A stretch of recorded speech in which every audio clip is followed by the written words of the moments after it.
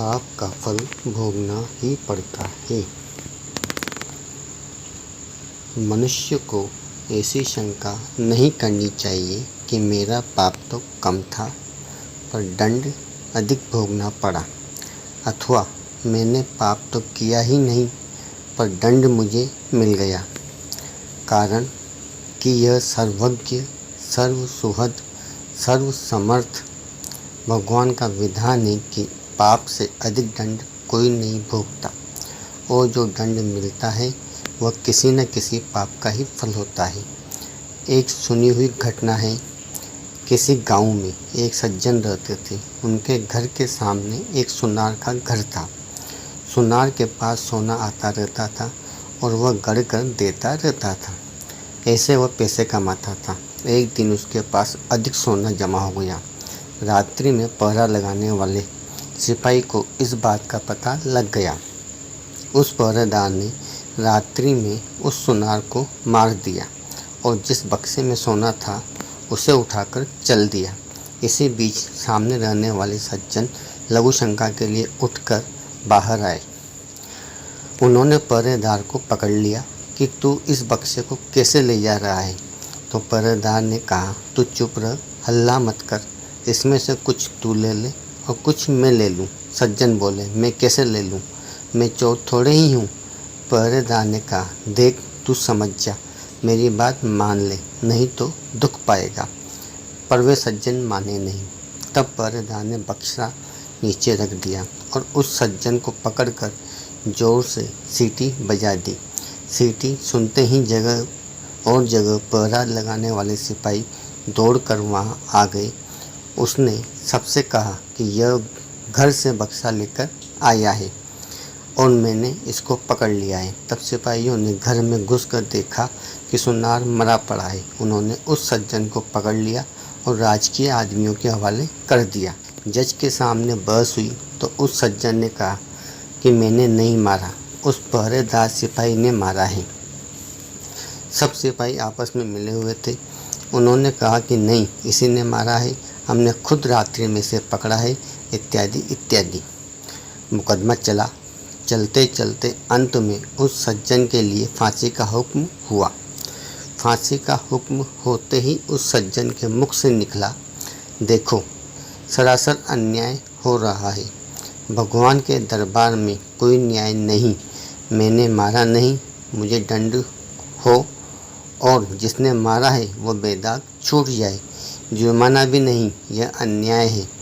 जज पर उसके वचनों का असर पड़ा कि वास्तव में यह सच बोल रहा है, इसकी किसी तरह से जांच होनी चाहिए।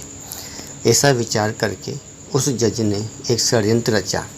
सुबह होते ही एक आदमी रोता चिल्लाता हुआ आया और बोला, हमारे भाई की हत्या हो गई, सरकार इसकी जांच होनी चाहिए। तब जज ने उसी सिपाही को कैदी सज्जन को मरे हुए व्यक्ति की लाश उठाकर लाने के लिए भेजा। दोनों उस आदमी के साथ वहां गए जहां लाश पड़ी थी। हमारे भाई की हत्या हो गई, सरकार इसकी जांच होनी चाहिए। तब जज ने उसी सिपाही को और कैदी सज्जन को मरे व्यक्ति की लाश उठाकर लाने के लिए भेजा। दोनों उस आदमी के साथ वहां गए जहां लाश पड़ी थी। खाट पर लाश के ऊपर कपड़ा बिछा था, खून बिखरा पड़ा था। दोनों ने उस खाट को उठाया और उठाकर ले चले। साथ का दूसरा आदमी खबर देने के बहाने दौड़कर आगे चला गया। तब चलते चलते सिपाही ने कैदी से कहा, देख उस दिन तू मेरी बात मान लेता तो सोना मिल जाता और फांसी भी नहीं होती। अब देख लिया सच्चाई का फल। कैदी ने कहा, मैंने तो अपना काम सच का ही किया था, फांसी हो गई तो हो गई। हत्या की तूने और दंड भोगना पड़ा मेरे को। भगवान के यहाँ न्याय नहीं। खाट पर झूठ मूठ मरे हुए के समान पड़ा हुआ आदमी उन दोनों की बातें सुन रहा था। जब जज के सामने खाट रखी गई तो खून भरे कपड़े को हटाकर वह उठ खड़ा हुआ और उसने सारी बात जज को बता दी कि इस मामले में मैं तो तुम्हें निर्दोष मानता हूँ, पर सच सच बताओ कि इस जन्म में तुमने कोई हत्या की है क्या। वह बोला, बहुत पहले की घटना है। एक दुष्ट था जो छिपकर मेरे घर मेरी स्त्री के पास आया करता था। मैंने अपनी स्त्री को तथा उसको अलग अलग खूब समझाया, पर वह माना नहीं। एक रात वह घर पर था और मैं अचानक से आ गया। मेरे को गुस्सा आया हुआ था। मैंने तलवार से उसका गला काट दिया और घर के पीछे जो नदी है उसमें फेंक दिया। इस घटना का किसी को पता नहीं लगा। यह सुनकर जज बोला, तुम्हारे को इस समय फांसी होगी ही। मैंने भी सोचा कि मैंने किसी से घूस रिश्वत नहीं खाई, कभी बेईमानी नहीं की। फिर मेरे हाथ से इसके लिए फांसी का हुक्म लिखा कैसे गया। अब संतोष हुआ। उसी पाप का फल तुम्हें यह भोगना पड़ेगा। सिपाही को अलग फांसी होगी। उस सज्जन ने चोर सिपाही को पकड़कर अपने कर्तव्य का पालन किया था। फिर उसको जो दंड मिला है वो उसके कर्तव्य पालन का फल नहीं है, प्रत्युत उसने बहुत पहले जो हत्या की थी उस हत्या का फल है। कारण कि मनुष्य को अपनी रक्षा करने का अधिकार है, मारने का अधिकार नहीं। मारने का अधिकार रक्षक, क्षत्रिय का, राजा का है। अतः कर्तव्य का पालन करने के कारण उस पाप हत्या का फल उसको यही मिल गया और परलोक के भयंकर दंड से उसका छुटकारा हो गया। कारण इस लोक में जो दंड भोग लिया जाता है उसका थोड़े में ही छुटकारा हो जाता है, थोड़े में ही शुद्धि हो जाती है।